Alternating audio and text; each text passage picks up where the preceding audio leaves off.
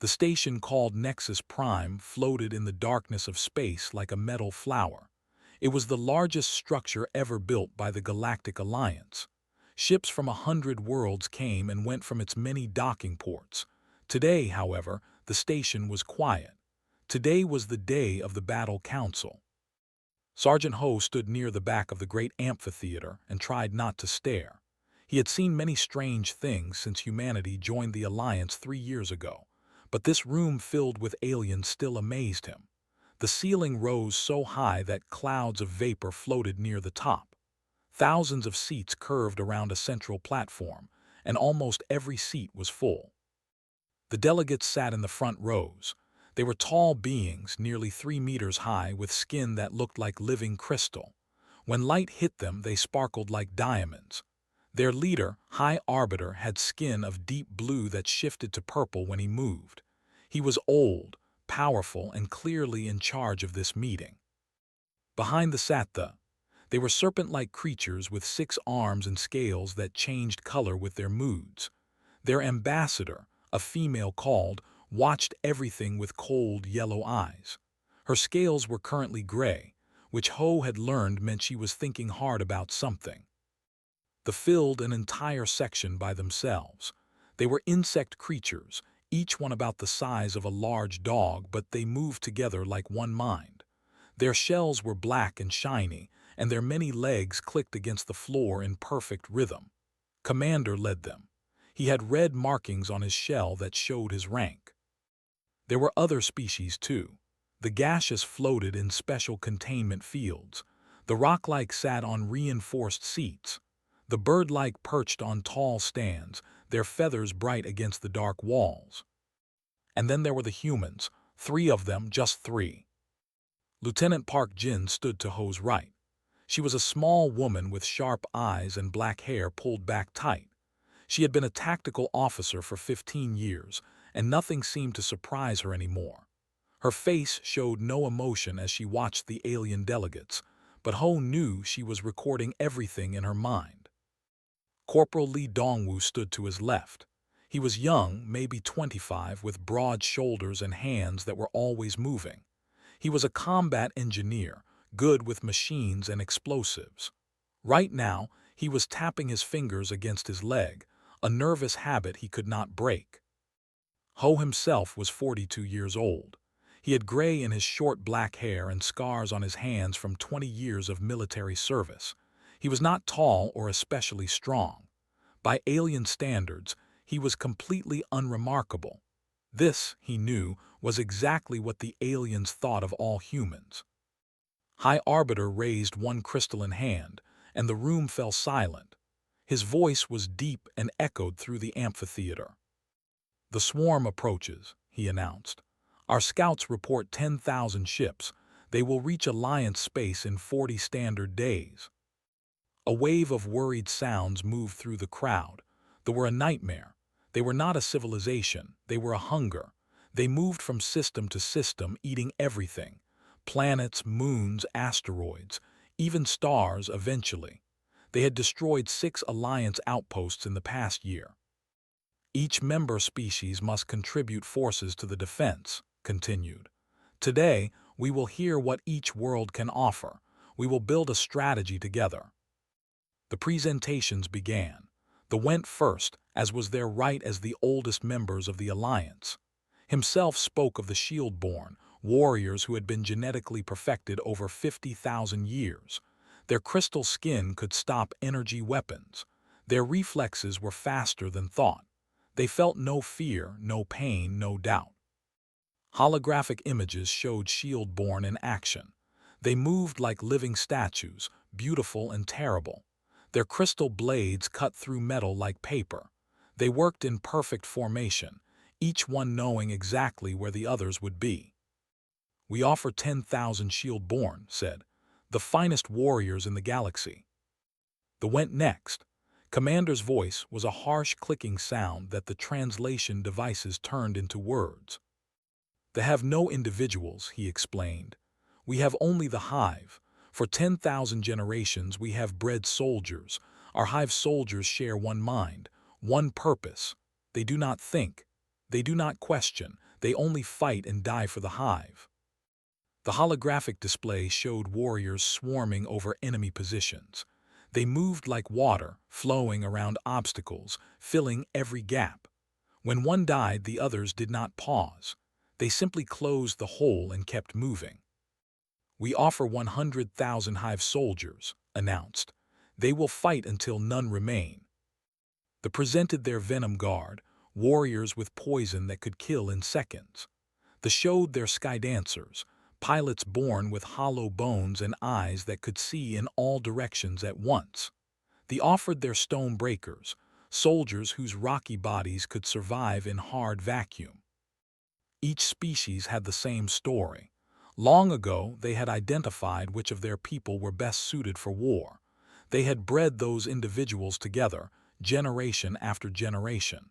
They had removed weakness and added strength. They had created perfect soldiers.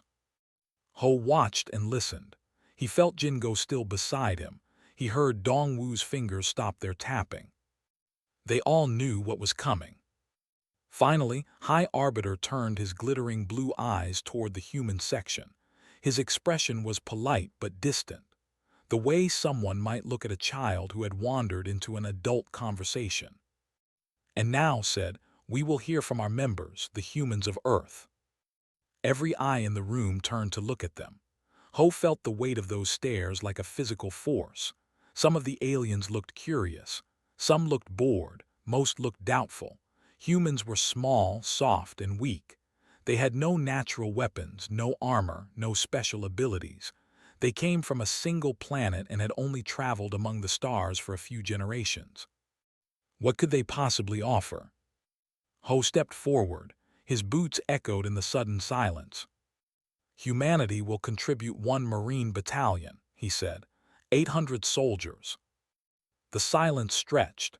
Then slowly a sound began to rise. It took Ho a moment to realize it was laughter. They were hissing with amusement. They were chirping. Even the usually emotionless were making sounds of disbelief. 800 asked, "Against the swarm." 800 Marines, Ho confirmed, plus support personnel. More laughter. The clicked in what might have been pity. Raised his hand again, and the noise faded. He looked at the 3 humans with something like kindness. "We appreciate the offer," he said carefully. "But we must ask, purely for our records, what type of warriors these Marines are. Which of your people were engineered for combat? What genetic modifications do they carry? What specialized breeding program produced them?" Ho felt Jin and Dongwu move to stand beside him. 3 humans facing the entire Galactic Alliance. He thought about the question. He thought about Earth. He thought about human history, about all the blood and fire and stubborn refusal to die. He thought about farmers who became soldiers, teachers who became killers, ordinary people who did extraordinary things when everything was on the line. Then he looked High Arbiter straight in his crystal eyes. "All of them," Ho said. "Next question." The laughter stopped. The entire amphitheater went absolutely silent. Blinked, his crystal skin flickered through several colors. "I do not understand," he said slowly. "Could you please clarify?" Ho smiled. It was not a nice smile. "You asked which humans were engineered for combat," he said. "The answer is all of them, every single one. Next question." And the silence stretched on. The silence in the amphitheater was so complete that Ho could hear his own heartbeat. Every alien in the massive room had stopped moving.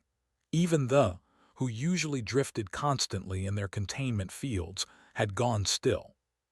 High Arbiter stared at the human sergeant with an expression Ho could not read. This crystal skin had turned a pale white color. According to the cultural briefings, that meant confusion. "There must be a translation error," said finally. "Our systems are usually perfect, but perhaps the human language has complexities we did not account for." "The translation is correct," Jin said, stepping forward. Her voice was calm and clear. Sergeant said what he meant to say. The ambassador raised herself higher on her coiled body. Her scales had turned a bright orange, which meant strong curiosity. She moved closer to the central platform, her 6 arms folded in front of her. "Perhaps we should ask a different way," said. Her voice was soft, almost gentle, like a teacher speaking to a slow student. "Every spacefaring civilization divides its population into categories. This is basic social organization. The thinkers, the workers, the soldiers. We have 3 distinct biological castes. Our warriors are born differently than our scientists. They have different bodies, different brains, different purposes." She paused to let the translation systems catch up. "So we ask again with respect, how do humans divide themselves? Which caste provides your soldiers?" Dongwu made a small sound beside Ho. It might have been a laugh. It might have been something else. "We do not have castes," Ho said simply. More silence. The kind of silence that happens when someone says something that makes no sense. Commander of the moved forward. His black shell gleamed under the lights, and his many legs clicked against the floor in a pattern that somehow conveyed impatience. "All civilizations have castes," he said. "It is the natural order, the strong fight, the weak serve, the wise lead. This is how societies function. This is how they survive." "Humans do it differently," Ho replied. "Differently how?" asked. His voice had an edge now. He was not used to being confused. He was not used to not understanding something. Ho looked at Jin and Dongwu. They both gave him small nods. They knew what came next. They had all known this conversation would happen someday. "May I show you something?" Ho asked. Made a gesture that meant permission. Ho pulled out a small device and activated it. A holographic image appeared above the central platform. It showed a human woman. She had gray hair and a kind face. She wore simple clothes and stood in front of a small building. "This is grandmother," Ho said. "She lived in a place called On Earth. She was 82 years old. She sold vegetables at a market. She had never held a weapon in her life." The aliens watched with mild interest. They did not understand why a sergeant would show them an old vegetable seller. 12 years ago," Ho continued, "a group of armed criminals broke into her neighborhood. They had guns. They had training. They planned to rob and kill." He changed the image. Now it showed the same old woman but different. She stood in a doorway, a kitchen knife in each hand. Her face was not kind anymore. Her face was stone. "Grandmother killed 2 of them," Ho said. "She stabbed one in the throat and cut the other one until he bled out. The rest ran away. She was treated for minor injuries and released from the hospital the same day. She went back to selling vegetables the next morning." The amphitheater remained quiet, but it was a different kind of quiet now. "This is not a warrior caste story," Ho said. "This is not a story about genetic modification or selective breeding. This is a story about an old woman who sold vegetables and killed 2 armed criminals with kitchen knives because they threatened her neighbors." He looked around the room. "This is a human story." Jin stepped forward and took over. Her voice was precise and military, like she was giving a briefing. "You asked which humans were engineered for combat," she said. "The answer is that none of us were engineered, and all of us were." She activated her own device. New images appeared, charts and graphs and biological data. "Humans evolved on a planet your scientists classify as a Category 5 death world," she explained.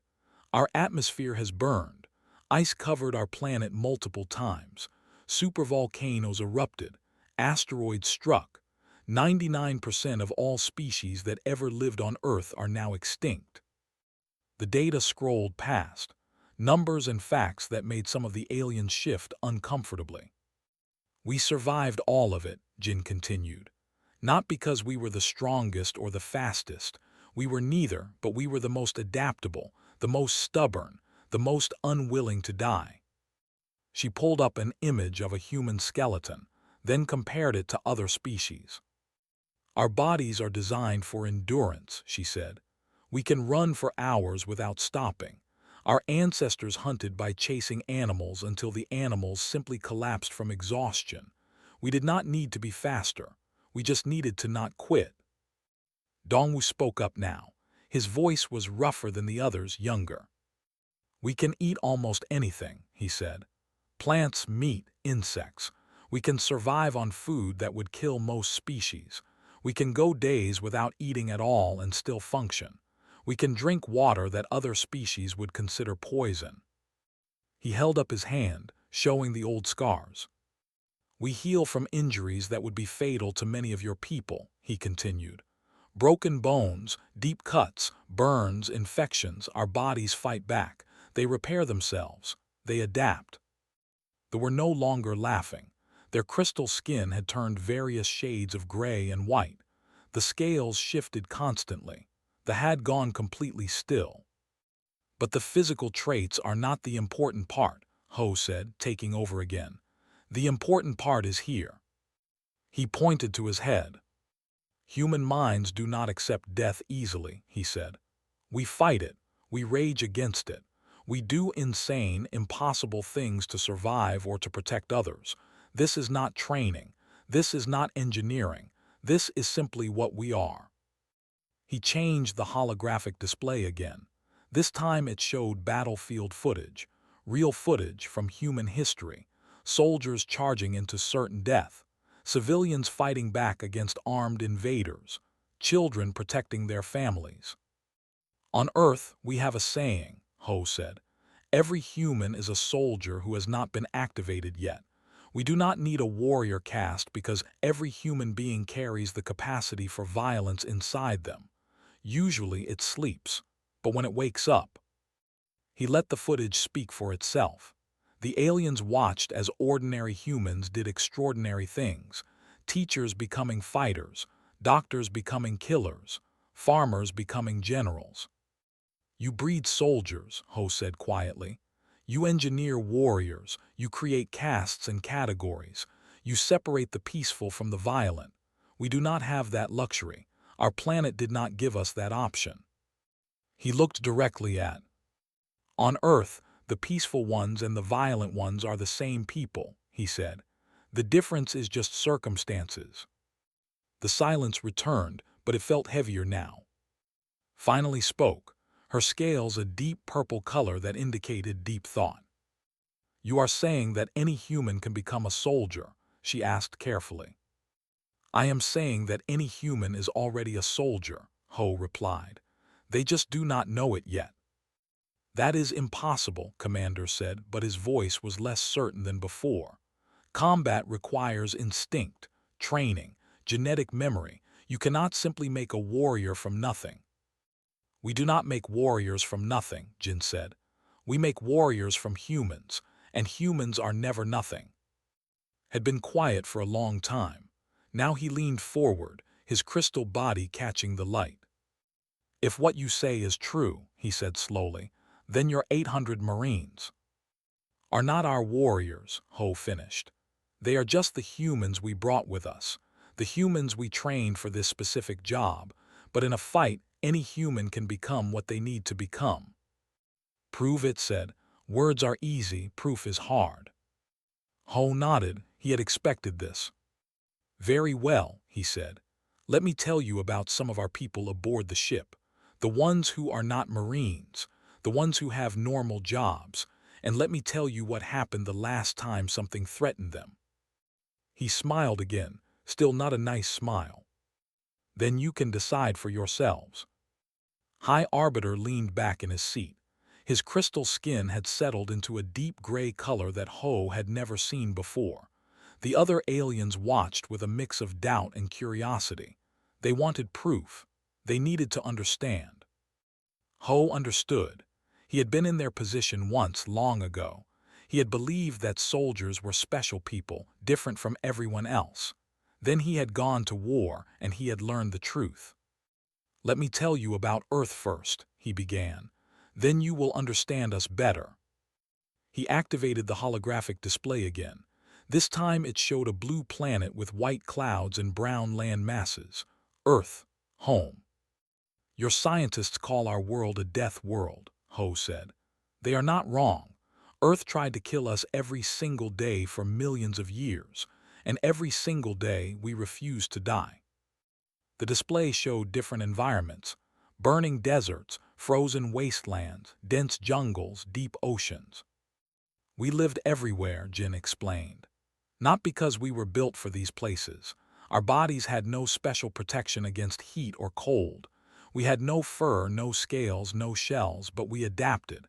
We changed our behavior. We made tools. We built shelters. We wore the skins of animals we killed. The exchanged looks. They had grown their armor through generations of genetic modification. The idea of wearing dead animals was strange to them. Our planet was full of predators, Dongwu added. Creatures with claws and teeth and venom. Creatures faster and stronger than us. We were not the top of the food chain, not at first. He showed images of ancient Earth. Giant cats with fangs like knives. Wolves that hunted in packs. Bears that stood 3 meters tall. Crocodiles that had not changed in millions of years because they were already perfect killing machines. We killed them all, Dongwu said simply. Not because we were better hunters, because we were more stubborn. We tracked them for days. We set traps.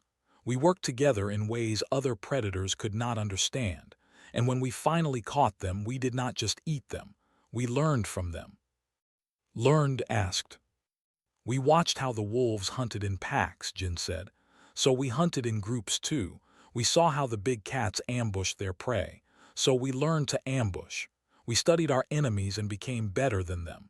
This is what humans do. We adapt. We learn. We overcome. Ho took over again. But the animals were not the worst part. The worst part was other humans.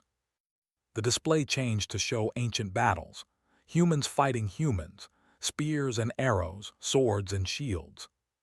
We were our own greatest enemy, Ho said. For thousands of years, humans fought humans, over land, over food, over ideas, over things that seem foolish now. We developed the art of war long before we developed writing or medicine or science. Commander made a clicking sound. Many species have conflicts. This is not special. You misunderstand, Ho said. This was not conflict, this was evolution. Every generation, the humans who survived were the ones who fought better, the ones who could adapt faster, the ones who could think clearly when everything was chaos. War shaped us. It made us what we are. He pulled up biological data again. Human bodies produce special chemicals when we are in danger, Jin explained. We call it adrenaline. It makes us faster, stronger, more alert. Pain becomes distant. Fear becomes fuel. For a short time, ordinary humans become something else entirely. All species have stress responses, a scientist said from the audience. Yes, Jin agreed. But ours is different. Most species have stress responses designed for escape. Run away, hide, survive. The human stress response is designed for fighting. Stand your ground, face the threat, win or die trying. She showed a comparison chart. Different species and their biological responses to danger. When a faces a threat, their body prioritizes defense, she said. Scales harden, muscles prepare for retreat. When a faces a threat, their crystalline structure shifts to absorb damage. When a human faces a threat. She paused for effect. When a human faces a threat, our body prepares for attack. Blood flows to our muscles. Our vision narrows to focus on the enemy. Our pain receptors shut down. We become weapons. The amphitheater was very quiet. But the body is only part of it, Ho said. The mind is the true weapon. He changed the display to show brain scans. Human brains compared to other species. Human minds can do something unusual, he explained.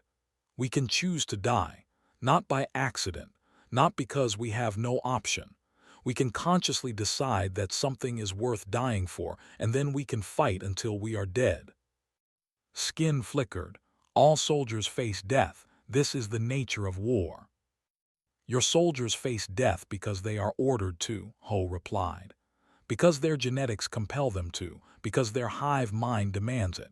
Human soldiers face death because they decide to, because they choose to, because they looked at the situation and said, yes, this is worth my life. He showed more footage, historical footage. A single human standing in front of advancing tanks, humans throwing themselves on explosives to save their friends, civilians attacking armed soldiers with nothing but their hands. This is not training, Ho said. This is not genetic modification. This is human nature. When we decide something matters, we become unstoppable, not because we cannot be killed. We can be killed very easily, but because killing us does not stop us. You have to kill all of us, every single one, and even then the next generation will come back to finish what we started. Scales had gone completely white. This is terrifying, she said quietly. Yes, Ho agreed, it should be. He turned off the historical footage. Now let me tell you the important part, he said. Everything I have shown you is about humans at war, humans when we have decided to fight, but we do not want to fight. We are not monsters. We do not enjoy violence. The aliens looked confused again. On Earth, most humans live their entire lives without ever hurting anyone, Ho explained. We raise families. We build communities. We create art and music and stories.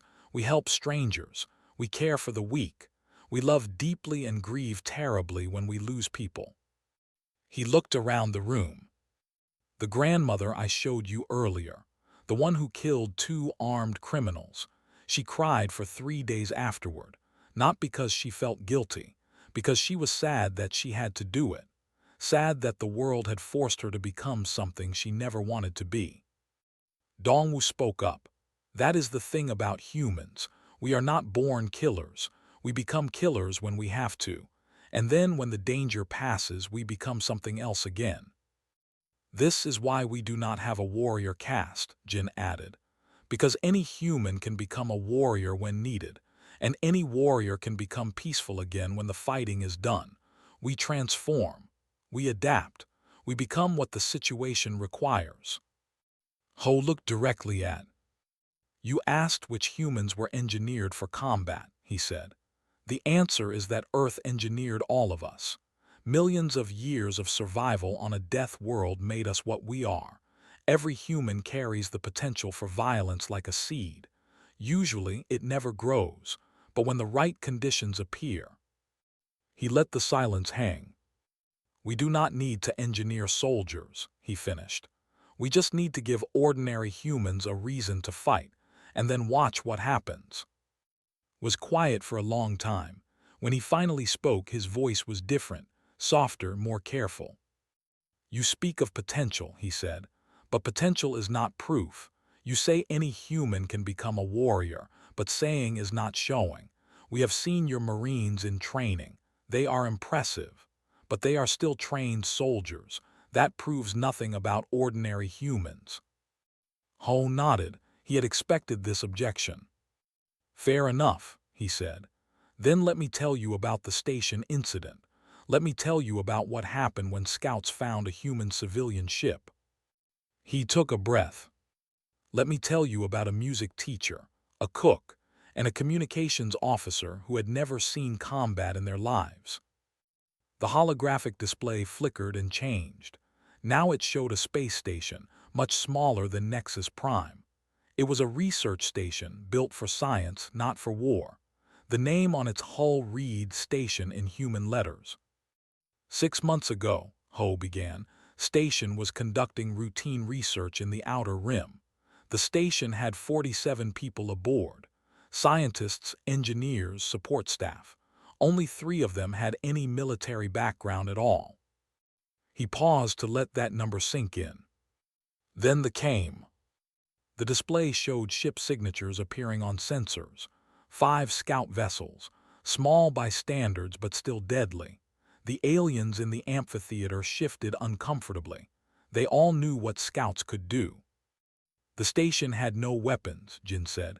No defensive systems. No combat personnel. Their only protection was 1 security officer with a standard sidearm. the cut through the hull in 4 places simultaneously.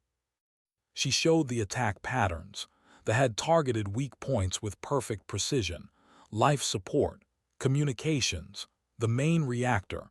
They knew exactly how to cripple the station. 23 humans died in the first 2 minutes, Jin continued. The survivors scattered. They had no training for this. No protocols, no weapons. By every calculation, they should have been dead within the hour. Dongwu stepped forward. They were not dead within the hour, they fought back. The display changed to show security footage from inside the station.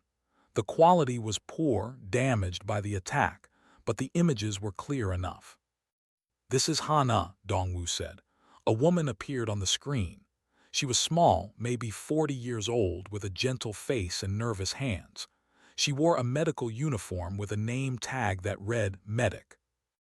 Before she joined the crew, Hana was a music teacher, Dongwu explained. She taught children how to play instruments. She had never been in a fight in her entire life. She was afraid of loud noises. She cried at sad movies. She was the softest, kindest person on that station. The footage continued. Hana was in the medical bay when the breached. The creatures were nightmares made real. They looked like a mix of insects and reptiles, with too many limbs and mouths full of razor teeth. They moved fast, faster than anything that size should move. There were wounded in the medical bay, Dongwu said. 5 people too hurt to run. They were going to kill them all. The footage showed Hana looking at the wounded, looking at the coming through the door.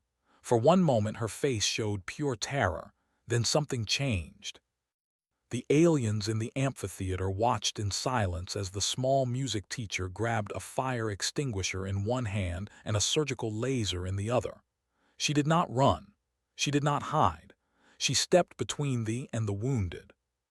She killed 4 of them, Dongwu said simply. The footage showed it.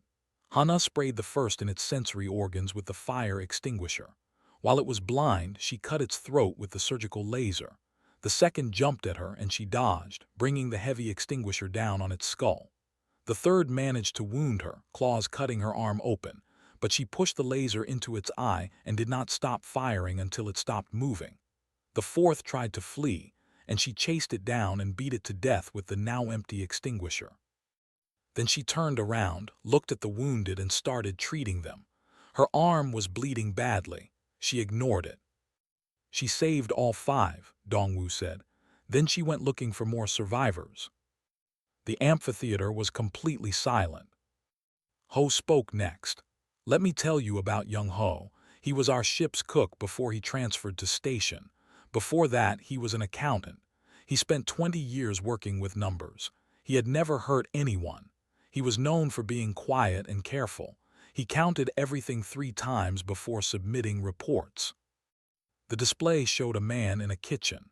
He was middle-aged, a little overweight, with a kind face and calm eyes. He was making food when the alarm started. Young Ho was in the galley when the breached the section next to him, Ho said. He had 6 civilians with him, no weapons, no training, just a kitchen full of cooking supplies. The footage showed the cook looking at the terrified people around him, then looking at the door where sounds were getting closer. His expression did not change. He simply started moving. He held that corridor junction for 9 minutes, Ho said. 9 minutes against continuous assault, with improvised explosives made from kitchen supplies. The aliens watched the footage. Young Ho had created bombs from cooking oil and heating elements. He had turned knives into throwing weapons. He had used a pressurized gas canister as a flamethrower. They kept coming and he kept killing them, all while directing the civilians toward a safer section. 9 minutes does not sound like much, Jin said. But 9 minutes against the alone with no weapons. Our best shield-born would struggle to do that. They shifted uncomfortably. They knew she was right. Young Ho survived, Ho said. He had 3 broken ribs, a punctured lung, and second-degree burns on 40% of his body. He was still conscious when the rescue team found him. He was still holding a knife. Commander made a harsh clicking sound. These are impressive individuals, but individuals are not proof. Every species has exceptional members. That is the point, Ho replied. These were not exceptional members. They were ordinary humans, a music teacher, a cook, average people with average lives who had never seen combat before that day. He changed the display again. Let me tell you about me. Communications officer, 26 years old. Her job was to send messages and manage data systems. She had never touched a weapon in her life. Her performance reviews called her timid and conflict avoidant. The footage showed a young woman at a communications console. She was clearly terrified. Her hands were shaking. Tears ran down her face. She looked exactly like what she was, a scared young person facing death. Me was in the communications center when it was breached, Jin explained. She was alone. The security protocols locked the doors automatically, but they were cutting through. She had maybe 3 minutes before they got in. The footage showed me looking around frantically. There were no weapons, no way out, just computer systems and a damaged communications array. She hacked the station's maintenance drone network in 90 seconds, Jin said. Then she used the drones to coordinate the surviving civilians. She created a real-time map of positions by tracking their heat signatures through the damaged sensors. She directed 11 people to safety by guiding them through service tunnels they did not know about. The display showed the young woman's fingers flying across the console, still crying, still terrified, but still working. When they finally cut through the door, she was ready, Jin continued. She had overloaded the communications array. When they entered, she triggered it. The electromagnetic pulse killed 2 of them instantly and stunned the third. Then she grabbed a piece of broken equipment and beat the stunned one to death. Mi's tear-streaked face filled the display. She was covered in blood. Her hands were shaking so badly she could barely hold her weapon, but she was alive. And so were the 11 people she had saved. This girl had never been in a fight before, Ho said quietly. She was timid and conflict avoidant. And when they came, she saved 11 lives and killed 3 enemies through sheer cleverness and determination. He turned to face the council directly. You want to know what makes human soldiers special? He asked. Nothing makes them special because they are not special. They are just humans who were trained for combat. Any human, every human, the music teacher, the accountant, the communications officer. Given a reason to fight, they all become the same thing. He let the silence hang for a moment. Station had 47 people aboard when the attack started, he said. 23 died in the first 2 minutes. The other 24 fought back. They were scientists and cooks and engineers and administrators. None of them were soldiers. He looked at. The rescue team found them 18 hours later. 17 were still alive. They had killed 31, with improvised weapons and no training and no plan. They lost 7 more people in 18 hours of fighting. The lost 31. The numbers hung in the air like weapons themselves. This is what happens when ordinary humans fight, Ho said. This is what happens when you give a Death World species a reason to survive. We do not need warrior castes. We do not need genetic modification. We just need something to protect. His crystal skin had gone completely colorless. For the first time since the meeting began, he looked genuinely uncertain. If this is true, he said slowly, then your species is more dangerous than we thought. Yes, Ho agreed. But we are also the best friends you will ever have, because the same instincts that make us deadly in war make us loyal in peace. We protect what we care about. Right now, we care about the Alliance. He let that sink in. The swarm is coming, he said. You have seen what we can do. The question is simple. Do you want us fighting beside you or not? The alarms came 40 days later, just as the scouts had predicted. But they did not arrive with 10,000 ships. They arrived with 12,000, and they came straight for Nexus Prime. Ho stood on the command deck of the station, watching the display screens fill with enemy signatures. The fleet looked like a swarm of insects, spreading across space in every direction. Their bioships pulsed with sickly green light. Their weapons powered up, creating a glow that could be seen from planets away. Around him, the Alliance forces prepared for battle. The Shieldborn took their positions along the main corridors.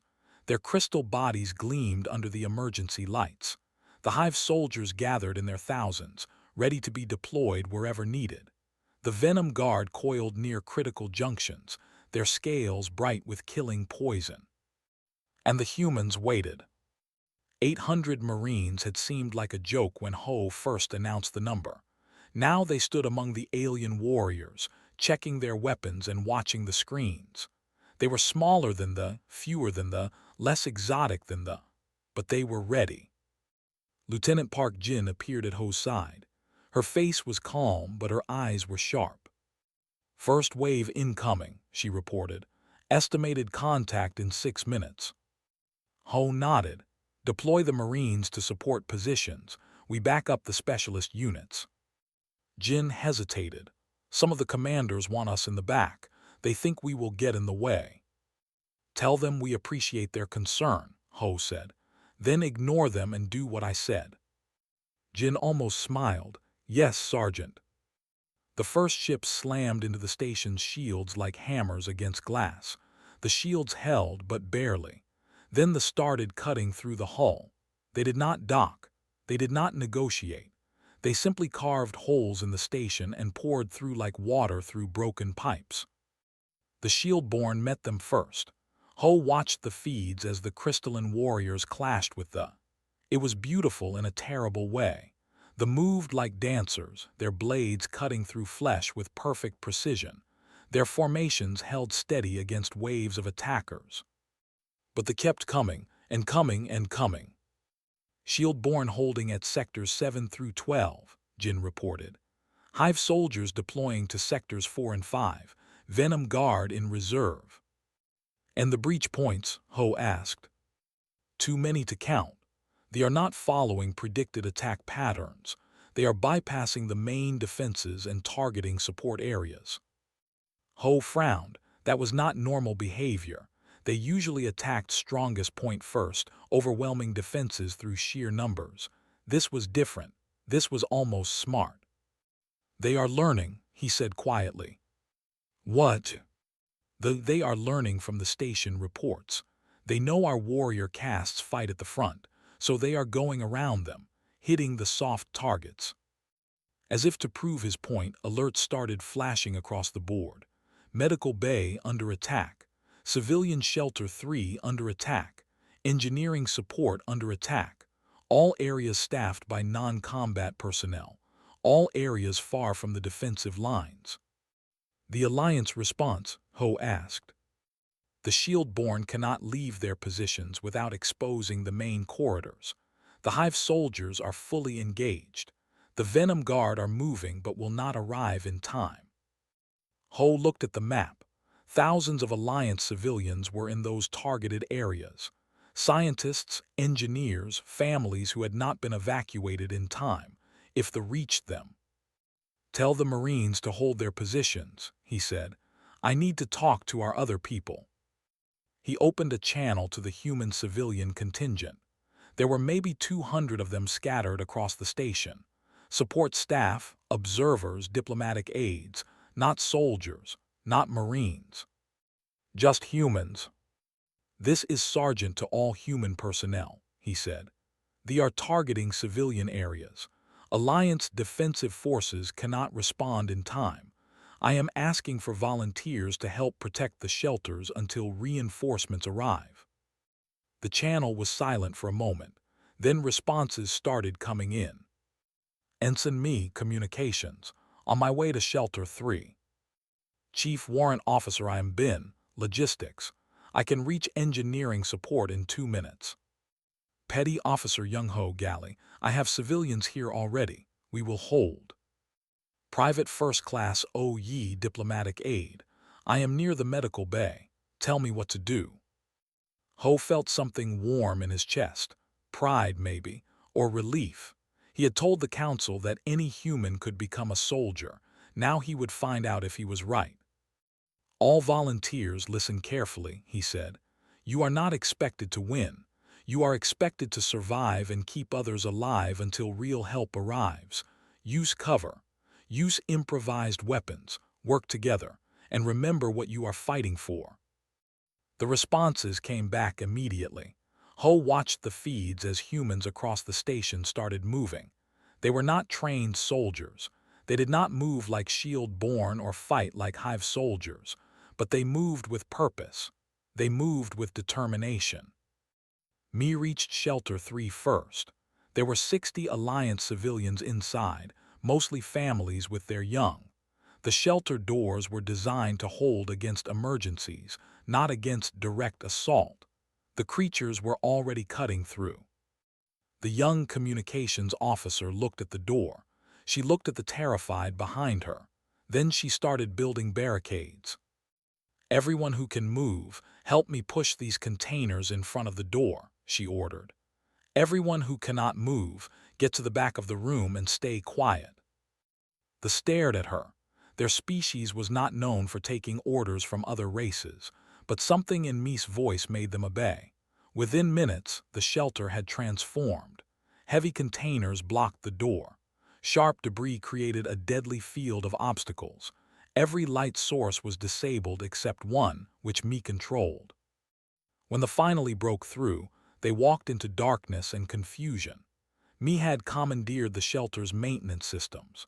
She used automated fire suppression to blind them and atmospheric controls to change the air pressure in sudden bursts that disrupted their balance. Then she started hunting them. Across the station, similar scenes played out. Bin turned the logistics center into a fortress, using the heavy cargo movers as weapons and the inventory systems to create a perfect map of every possible approach. Young Ho defended the galley again, this time with better preparation and more people helping him. And Yi, you was supposed to be a translator, a 19-year-old girl whose job was to help species understand each other. When they reached the medical bay, she was the only thing standing between them and 200 wounded Alliance soldiers. She picked up a fallen's weapon. It was 3 times her size, designed for crystalline hands that did not exist among humans. She could barely lift it. She lifted it anyway. The footage from the medical bay would become legendary among the Alliance forces. A small human girl, struggling with a weapon too big for her, standing in a doorway and firing at everything that moved. She did not have training. She did not have technique. She had determination and rage and the absolute refusal to let anyone behind her die. She held that doorway for 12 minutes. 12 minutes of continuous firing, of dodging attacks, of screaming defiance at creatures that had destroyed entire civilizations. When reinforcements finally arrived, they found her sitting among bodies, still clutching the weapon, too exhausted to stand. "Is everyone okay?" she asked. Those were her first words. The commander who arrived looked at the destruction around her, looked at the young human who had caused it, looked at the wounded soldiers she had protected. "Everyone is okay," he said quietly. Then, in a gesture that reserved only for great warriors, he bowed to her. Yi blinked. "Why are you bowing?" "Because you earned it," he replied. Across Nexus Prime, the battle continued. The Shieldborn fought like legends. The Hive soldiers died in perfect formations. The Venom Guard struck from shadows with deadly precision. But the stories that survivors told afterward were not about the warrior castes. They were about the human cook, who held a galley against 50. About the human girl who picked up a weapon too big for her and refused to back down. About the human communications officer, who turned a civilian shelter into a death trap. About the human logistics specialist, who calculated exactly how much force was needed to crush a skull with a cargo mover, and then proved his math correct 17 times. They came in their thousands. The Alliance met them with their finest warriors, and in the gaps, in the places the warriors could not reach, ordinary humans did what ordinary humans do. They fought, they survived, they protected each other. And slowly, impossibly, they started to win.